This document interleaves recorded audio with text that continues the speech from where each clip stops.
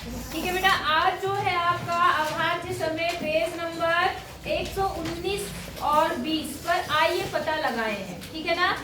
तो बेटा page number 20 पर आइए पता लगाए से पहले एक टॉपिक था दो संख्याओं के गुणनफल का अभाज्य गुणनखंड। ये मैंने आपको बता दिया है। ठीक है, यहाँ तक आपको। अब हम यहाँ पे करेंगे आइए पता लगाएं। पेज नंबर 120 निकालेंगे सभी। ठीक है, पाठ का नाम क्या है? पांचवा पाठ है हमारा। बहुत चल रहा है कोर्स क्योंकि बुक देर में आई हमारी। ठीक है ना। ये क्या है, आज 1 तारीख हो गई दिसंबर में जी। अब देख लो टाइम भी कम है हमारे पास में। आज है पेज नंबर कौन सा? 120। उसमें है आइए पता लगाइए। हाँ, पता लगाइए, लगाइए नहीं लगाएं। ठीक है ना। आइए पता लगाएं। पाठ नंबर 1 ध्यान से समझना और ध्यान से करने हैं आपको। ठीक है। देखो क्या कह रहा है, बहुत आसान सवाल है।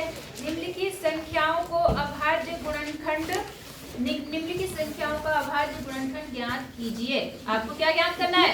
अभाज्य गुणनखंड। अभाज्य गुणनखंड मतलब इन्हें अभाज्य संख्याओं के रूप में लिखना है, टुकड़े टुकड़े करने हैं। जैसे मान लो कोई भी सवाल ले लेते हैं। पहला सवाल उसमें 64 लिखा है। कितना लिखा है? 64। मैंने लास्ट जब हमने पढ़ा था तब हमने आपको बताया था 64 को पहले छोटे छोटे टुकड़े में करो। 64 किसके बारे में आता है? 8 30 के बारे में आता है। 64 कितनी बार में बताओ? 64 कितनी बार में आएगा? किसके बारे में? 64 मैं इसको लिख सकती हूँ 8 × 8 लिख सकती हूँ। मैंने कहा था ये काम आपको कहाँ पे करना है? रफ में करना है। कहाँ पे करना है? क्या हो गया, क्या दिक्कत आ रही है? हिलाओ मत। 8 में कर दिया हमने गुणा। ये काम हम कहाँ करेंगे? रफ में करेंगे। कहाँ करेंगे? रफ में। तो हमने रफ में कर दिया 64 को 8 × 8। ठीक है। अब 8 देखो किसके बारे में आता है? 2 के बारे में। किसके बारे में आता है? 4 × 8। तो मैं इसको लिख सकती हूँ 2 चौक 8 या 4 × 8 लिख सकते हैं। इसको भी मैं लिख सकती हूँ 2 चौक 8 क्योंकि दोनों 8 के 8 है। यहाँ तक समझ आया? अब मैं फिर से क्या ये अभाज्य संख्या है 4? 4 अभाज्य संख्या होती है नहीं होती? नहीं होती ना। तो अभी ये फिर से कट सकता है। किसी और के बारे में भी आता है। किसके बारे में आता है? 2। तो मैं इसकी जगह पे लिख सकती हूँ 2 × 2। और ये 2 अपनी जगह ऐसे ना, ऐसे इस 4 को भी मैं क्या लिख सकती हूँ? 2 × 2। 64 को देखो क्या लिख सकते हैं हम लोग? 2 × 2 × 2 × 2 × 2 × 2 1 2 3 4 5 6। समझ आई बात आपको? अब अगर आपको 2 अभाज्य संख्या है तो 64 को हमने अभाज्य गुणनखंड के रूप में लिख दिया। बात समझ आई या नहीं आई? किसको किसको आई मेरी बात समझ में? सबको आ गई? जी। अच्छा, एक आध सवाल और लेते हैं। कौन सा ले? 105 ले। ठीक है। दूसरा इसी में है 105। कितना है? 105। समझ आ रहा आपको? नहीं आ रहा? जी। क्या एक काम करो, 105 आप करना, मैं थोड़े बड़े वाले ले लेती हूँ, पीछे से लेती हूँ, है ना। जैसे मान लो लिखा है यहाँ पर 1024। कितना लिखा है? 1024। अगर आपको दिक्कत आती है ना इनको करने में, तो पहले आप ये देख लिया करो किससे कटेगा। आपने थोड़ा पहले भी पढ़ा है काटने का नियम, वैसे आगे भी आएगा। इसके आखिरी में क्या है? 2। अब आपको इतने बड़े पहाड़ तो आपने याद नहीं करे आपको कि आप 1024 लिया पटके नहीं। तो हम क्या जानते हैं कि इसके आखिरी में कितना आ रहा? 4। इसका मतलब ये 2 से कट जाएगा। क्या कटेगा? 2 से। तो हम इसे पहले कहीं रफ में 2 से भाग करते, बाकी काटने का नियम जब पढ़ेंगे तब आगे बताएंगे। ठीक है। तो हम इसे 2 से अगर रफ में भाग करेंगे तो जरा देखो कितना बनता है। जब मैं 2 से भाग करती हूँ इसे, 2 पंचे 10 कट गया पूरा। यहाँ से कितना आ गया? 2 ही का नाम 2। और फिर यहाँ से पूरा कट गया 2। यहाँ से 4 आ गया। 2 दूनी 4 पूरा कट गया। तो मतलब इसको हम क्या लिख सकते हैं? रफ में लिखेंगे इतना गुणा 2। क्या लिखेंगे? इतना गुणा 2। 512 × 2। इतनी बात समझ में आ गई? अब भी इसके आखिरी में कितना है? 2 है ना। तो हम इसको फिर से क्या लिख सकते हैं? काट सकते हैं। तो मैं फिर से काटती हूँ। 512 को किससे भाग करती हूँ मैं? 2 से पहले, क्योंकि ये 2 से कट जाएगा। क्यों? क्योंकि अभी हमें ये नहीं पता 512 किस पहाड़े में आता है। बात समझ आ रही है आपको? नहीं आ रही है? आ रही यहाँ फिर से एक आ गया, कितना आएगा? 2 पंचे 10 आ गया और 2 छींग 12। तो इसको मैं लिख सकती हूँ 2 गुणा 256 लिख सकती हूँ। और यहाँ पर कितना आ गया? 2 आ गया। अब 256 में आखिर में क्या है? फिर से किससे कटेगा? 2 से। तो मैं फिर से इसे 2 से भाग करती हूँ 256 को। 2 से भाग करा हमने, 2 का नाम 2, 5 आ गया, ये कट गया। और यहाँ पर 2 दूनी 4 और यहाँ से 6 आ गया, 2 8 16। मतलब 256 को मैं क्या लिख सकती हूँ? बताओ, बोल नहीं रहे हो। 128 और ये वाला 2 अपनी जगह ऐसी रहा। बोलो समझ आ रही बात या नहीं आ रही है? आ रही है। अब फिर से 128 किससे कर सकता है? 2 से। तो फिर से मैंने 128 को कितने से भाग कर दिया? 2। तो देखो 2 से भाग करेंगे, 2 छींग 12, 2 छींग 12 हो गया। यहाँ पर कट गया, यहाँ 8 आ गया, 2 चौके 8 कट गया पूरा। अब मैं 128 को क्या लिख सकती हूँ? बताओ। 2 गुणा कितना? 64। तो कितना लिख सकती हूँ? 128 का लिखी हूँ 2 गुणा 64। बात समझ आ गई? और यहाँ पे 2 अपनी जगह ऐसे रहा, ये 2 भी अपनी जगह ऐसे रहा। अब 64 को हम कितनी बार लिख सकते हैं? 2। कितनी बार 2 के रूप में लिखते हैं 64 को? 6 बार। तो हम उस 2 की जगह पे 6 बार लिख देंगे। नहीं समझे? तो यहाँ कितनी बार 2 है? 1 2 3 4। कितना है? 1 2 3 4। और 64 है ना यहाँ पर। 64 को अगर हम हल करेंगे तो 64 की जगह पे कितनी बार 6 आएगा? 6 बार। तो गुणा 2 गुणा 2 गुणा 2 गुणा 2 कितनी बार आ गया? हो गया 3 6। और ठीक है, आई बात समझ में? तो 1024 को हम ये लिख सकते हैं अभाज्य गुणनखंड के रूप में। आई बात समझ में या नहीं आई? किसको किसको आ रही है? पक्का बताना। जी हो जाएगा। जी कोई दिक्कत है किसी को? अगर बेटा कोई दिक्कत है तो पूछ लिया करो। आई बात समझ में? एक आदि आप बताओ कौन सा रूम है? 1000। जी बहुत आसान है। 1000 देखो यहाँ पर, अगर आप 1000 लेते, ठीक है, 1000 में कितने बार 10 आ रहा है? 1000 में कितनी बार 10 आ रहा है? 100। चलो 100 को अगर हम 10 बार गुणा करेंगे तो 1000 बनेगा। हाँ या ना? तो ठीक है, इस 1000 को मैंने क्या कर दिया? 100 गुणा 10 कर दिया। कोई दिक्कत? अब इस 100 को कैसे कर सकती हूँ मैं? बताओ 100 किसके बारे में आता है? 10 में आता है। 10 में 10 बार में। तो इस 100 की जगह पे लिख सकती हूँ 10 × 10 और इंटू ये वाला 10 अपना ऐसे ही रहा है ना। लेकिन अभी ये अभाज्य संख्या नहीं है, क्योंकि 10 2 के पार्ट में भी आता है, 5 के पार्ट में भी आता है। तो ये अभाज्य संख्या है नहीं। अब इसको हम करते हैं। तो आप बताओ ये 10 किसके बारे में आता है? 2 के पार्ट में कितनी बार में आता है? 5। 2 पंचे क्या बन गया? 10 बन गया। ऐसे इस 10 को भी मैं क्या लिख सकती हूँ? 2 पंचे 10। इस 10 को भी क्या लिख सकते हैं? 2 पंचे 10। बहुत समझ आई बात? अब 2 कितनी बार आया? 3। और 5 कितनी बार आया? 3। बस लिख दो। 2 3 बार आ गया और 5 कितनी बार आ गया? 3 बार आ गया। बोलो समझ आई बात या नहीं आई? आ गई? आप अगर आपको वैसे नहीं समझ में आता तो अपनी कॉपी में जब आप सवाल कर रहे हो ना, तो अपनी कॉपी में बगल में एक छोटी सी लाइन खींच देना है और यहाँ पर लिख देना रफ कार्य। तो जो आप रफ करोगे वहाँ दिख भी जाएगा मुझे, अगर आपको दिखाना ही है तो। नहीं आई बात समझ में? हो जाएगा पक्का?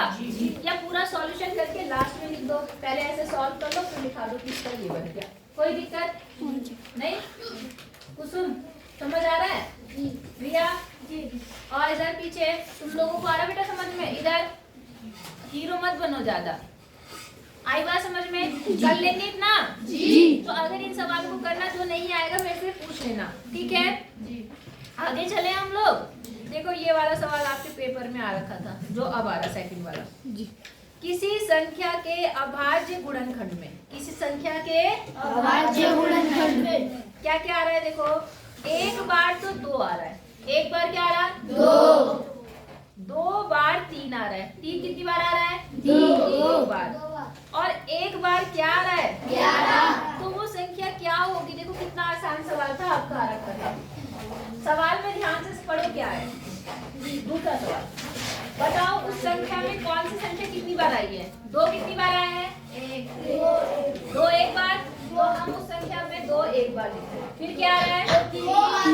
2 बार 3 आ रहा है, तो गुणा 3 गुणा 3, 2 बार 3 आ गया। फिर क्या आ रहा है? 1 बार क्या आ गया? 11।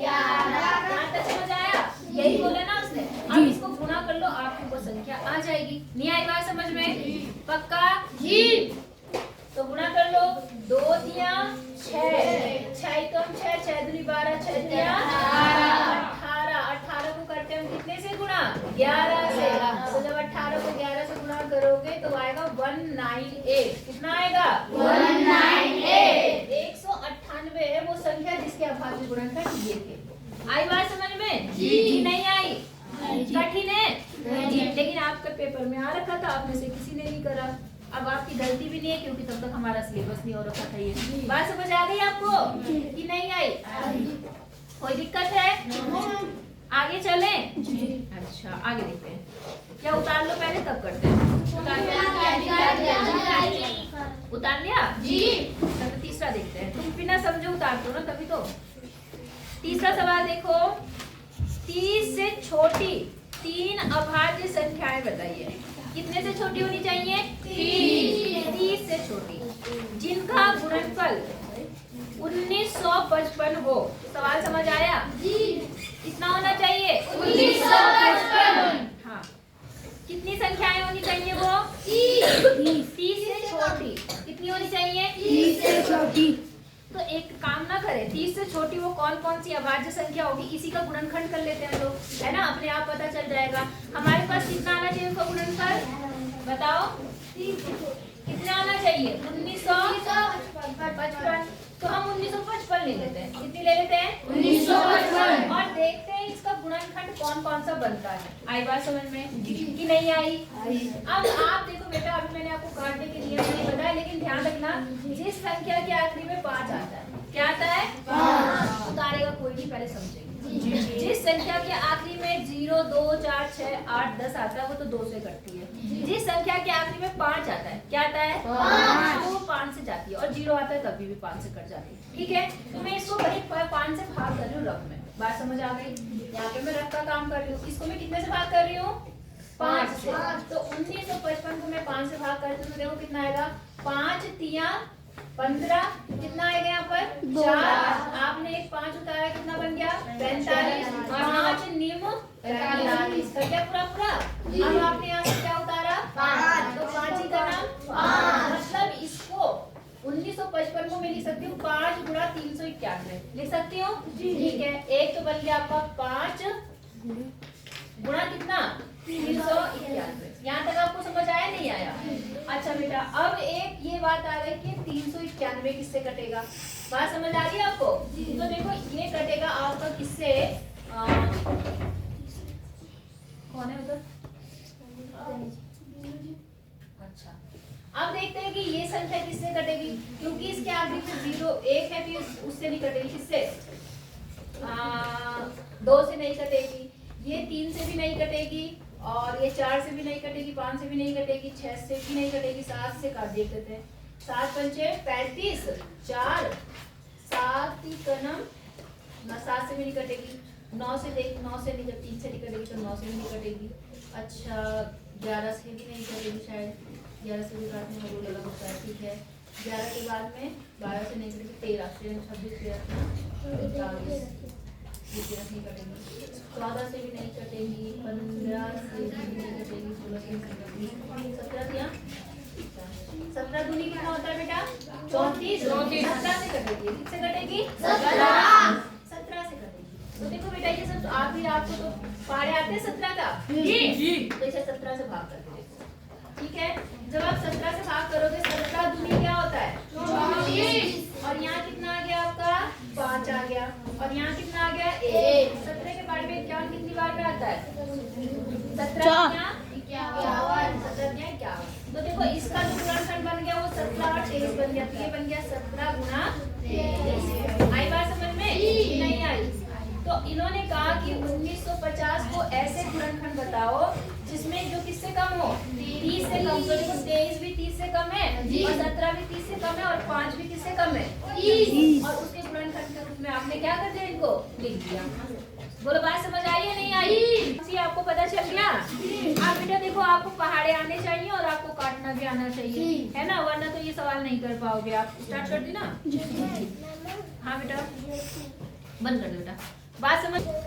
ठीक है बेटा, अब देखो अगला क्या बोल रहा है, चौथा सवाल, बिना गुणा किए निम्न संख्याओं के अभाज्य गुणनखंड ज्ञात करें। बहुत आसान सवाल है। आपको जो संख्या दी है उन्हें क्या करना है, गुणा नहीं करना है। क्या नहीं करना है? गुणा। बस आपको अभाज्य गुणनखंड करने हैं मगर, तो बहुत आसान है, वो तो मैं आपको बार बार बता रही हूँ। वही चीज तो हम कर रहे हैं, चाहे गुणा करके करो चाहे बिना गुणा करे करो, एक ही तरह से बनते हैं। जैसे मान लो ये सवाल है, देखो पहला है, चौथे का पहला क्या है बेटा, ए क्या है 56 और दूसरा कितना है 25 है। अब इन्होंने कहा इसको पहले गुणा नहीं करना, क्या नहीं करना है, गुणा। इसमें केवल अभाज्य गुणनखंड करेंगे, तो बहुत आसान है। आप इन दोनों के अभाज्य गुणनखंड कर लो, है ना। तो देखो जैसे ये 56 है, 56 किसके बारे में आता है, जल्दी बताओ, 6 के बारे में, हाँ 7 कितना, 7 किसके बारे में आता है, 8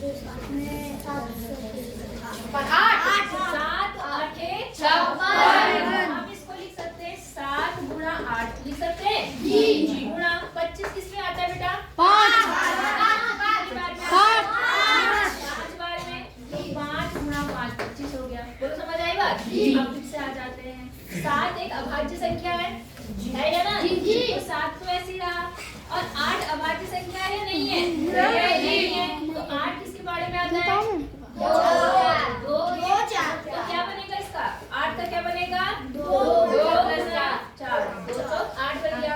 और देखो 5 अभाज्य संख्या है, 5 ऐसी रहेगी, ये 5 भी क्या रहेगी, ऐसे। अब देखो बेटा ये तो अभाज्य है, ये भी अभाज्य है, 4 अभाज्य है नहीं, तो 4 को हम क्या लिखेंगे, 2 गुणा 2। इस 4 को हमने लिखा 2 गुणा 2, और यहाँ लिखा हमने 5 गुणा 5। समझ आया नहीं आया? अब पहले हम छोटी लिखते फिर बड़ी लिखते, अच्छा रहेगा। तो सबसे पहले हम 2 लिखते हैं, कितनी बार है, 3 बार 2 आ गया, कोई समझ नहीं आने वाली बात। फिर 5 कितनी बार, 2 बार, और फिर क्या है 7 हो गया अभाज्य गुणनखंड। हमने इन संख्या को गुणा नहीं करा, लेकिन इसके छोटे छोटे टुकड़े करके अभाज्य गुणनखंड प्राप्त कर लिए। बोलो समझ आई बात या नहीं आई? आ गई? एक और बता दूं, कौन सा, खुद करेंगे, चलो ये भी अच्छी बात है। तो अगला देखे 5वां, उतार रहे हो, चलो उतार ले तो तब बेटा 5वां सवाल समझो क्या बोल रहे हैं यहाँ पर, ध्यान से समझना, सवाल का आंसर आपके पास है, ठीक है। वह छोटी से छोटी संख्या क्या होगी जिसके अभाज्य गुणनखंड में नंबर 1 3 अलग अलग अभाज्य संख्या हो। अब बेटा देखो आपको एक ऐसी अभाज्य संख्या बनानी है जो सबसे छोटी हो, जो कैसी हो, सबसे छोटी, और उसमें 3 नंबर लेने, 3 अभाज्य संख्याओं से बनानी है। कितनी अभाज्य संख्याओं को बनानी है, 3, और वो सबसे छोटी संख्या बननी चाहिए। तो आप मुझे ये बताओ कि क्या छोटी संख्या को बनाने के लिए हमें कोई बड़ी संख्या लेनी पड़ेगी, क्या लेनी पड़ेगी, छोटी संख्या। तो मुझे ये बताओ सबसे छोटी संख्या, सबसे छोटी अभाज्य संख्या कौन, 2 है। तो आप पहली संख्या क्या ले लो, 2, और इसके बाद कौन सी है, 3 है, और इसके बाद कौन सी है, 5। वेरी गुड, शाबाश। आई बात समझ में? तीनों अलग अलग संख्या लेनी है, और क्योंकि छोटी संख्या बनानी इसलिए हम छोटी संख्याएं लेंगे। कौन सी लेंगे, छोटी, शुरुआत से शुरू करेंगे और अलग लेनी है। तो पहली छोटी संख्या 2 हो गई, उसके बाद 3, उसके बाद क्या है 5। अब इसको गुणा कर देंगे, ठीक है। तो गुणा करो, क्या हो जाएगा यहाँ पर, देखो 3 दूनी 6 पंचे, बताओ 30, 6 पंचे 30। इसका मतलब वो संख्या क्या होगी, 30 होगी। वो छोटी संख्या क्या होगी, 30। इसी का बी पार्ट। अब 3 संख्याओं की जगह कितनी संख्या लेनी है, 4। तो बताओ कौन कौन सी लूंगी, पहली संख्या क्या लूंगी, 2, फिर 3, फिर 7। वेरी गुड, बहुत अच्छे बच्चों। तो यहाँ तक तो 30 आ गया था। 30 को अगर हम 7 से गुणा करेंगे तो 0 और 7 दिया 21, 210।